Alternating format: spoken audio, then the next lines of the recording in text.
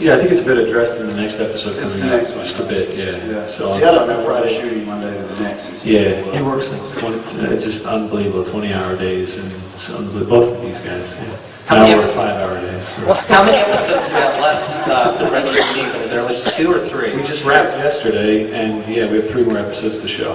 Okay, so what are we going to see in the next 3 episodes in terms of this evolution and what's going on? Are they more standalones, or will there be more mythology-driven? Well, no, they're more standalones because you have to understand that logistically we haven't been given a second season pickup. And so, like, until, as filmmakers, you know, and as television makers of television series,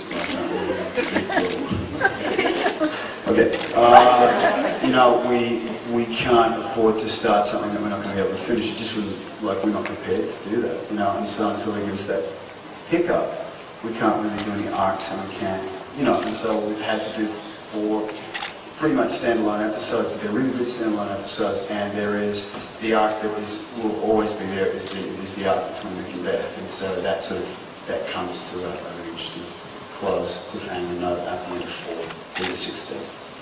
They've killed off a lot of your close people on the show so far.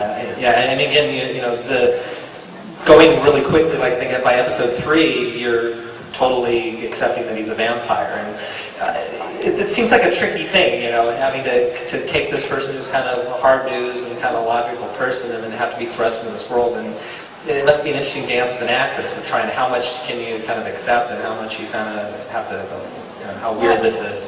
I think, you know, for Beth, when she's fallen in love with his soul, and I think the fact that he's a vampire is, you know, secondary to her. And,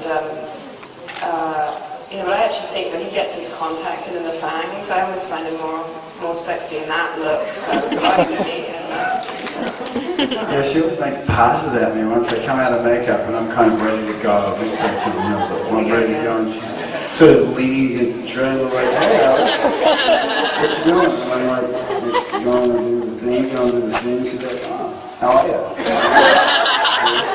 How are you? She's like, good. Want to get a cup of tea? I'm like, not really.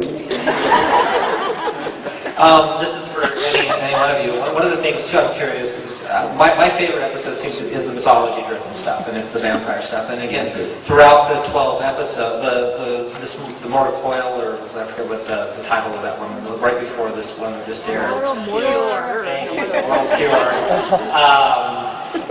There wasn't a lot of the procedural stuff, and I know CBS loves the procedurals. You know, they like to have these standalone things, but I think that genre fans, I'm sure you guys agree, that, you know, the driven mythology is the stuff that really makes these shows work. So I'm curious, which do you think works best for the show, in your own opinion, and some of your favorite episodes? I wanted to say real quick that I think Alex kind of introduced the idea of the bloodlines and that sort of thing, which I think is some of the most interesting stuff in the story. And you'll see more of that coming up. We have, like, in the last episode, we have like a vampire conference, and we kind of get together, and there's a problem that comes up that kind of threatens the survival of the vampires, and they kind of all deal with it their different ways from their different levels in the social spectrum or whatever.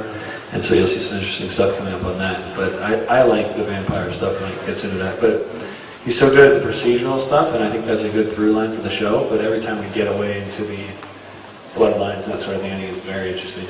How's your new boss at, you're going to have a new boss at Buzzline now, right? Is that yeah, I have a new boss, but she leaves.